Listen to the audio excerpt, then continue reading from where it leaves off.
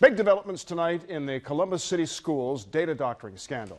Data czar Steve Tankovich is the first person to face criminal charges and pleaded no contest today. ABC 6 reporter Ann Stoia was in the courtroom and joins us now in the newsroom with what's next for him. Ann. Well, it's likely Steve Tankovich will never serve a day in prison, but part of his plea agreement is that the former data czar must cooperate in the continuing investigation.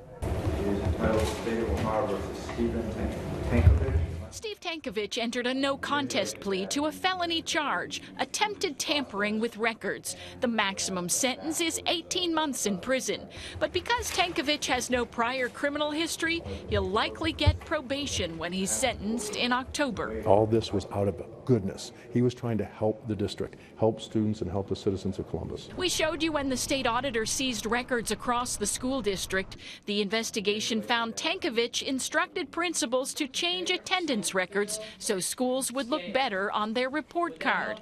Franklin County Prosecutor Ron O'Brien says Tankovich isn't the only person in hot water, but he wouldn't say if now retired Superintendent Jean Harris is on that list. I don't think I want to identify people by name who might face charges in the future. While the case has stretched over 2 years, O'Brien says he expects 2 more plea deals by Labor Day. The attorney for one of the administrators implicated in the investigation, Michael Dodd, says Tankovich and former Superintendent Harris threw others under the bus. She deliberately had Tankovich bring these people into what could be called a cattle pen, forced to accept this data manipulation, which is what it is. Tankovich would not talk with us after the hearing. He's named in a lawsuit brought by 2 Columbus principals fired by the district in connection with the data doctoring probe.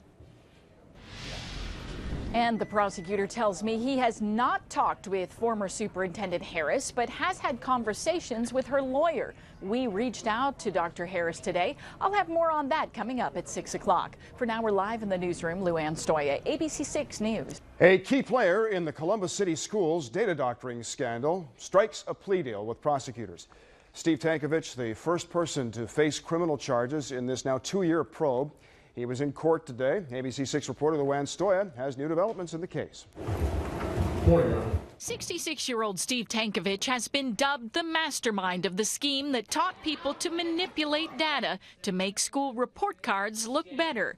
His lawyer says Tankovich thought he was helping students who missed a lot of school. As for his boss, Jean Harris, Tankovich says she knew about the practices. Was she aware of the issues and the concepts? Absolutely. As part of the plea deal, Tankovich agreed to cooperate in cases against others. The prosecutor says he expects more charges, but has not named names. Those students didn't get the benefit of a good public education, and they are the ones that did lose. The lawyer for another administrator implicated in the probe tells us Dr. Harris needs to take responsibility. And the one that made the money is the one that got away with it. So we're going to continue to do everything we should do to make sure that Jean Harris faces her day in court. Harris left her $192,000 a year job on her own terms, saying she wanted to spend more time with family. But she hasn't talked with investigators or with us about the probe. I don't have any comment about any of this, Luann, but thank you for coming by. All right. You guys have a great day. What have you been doing in retirement?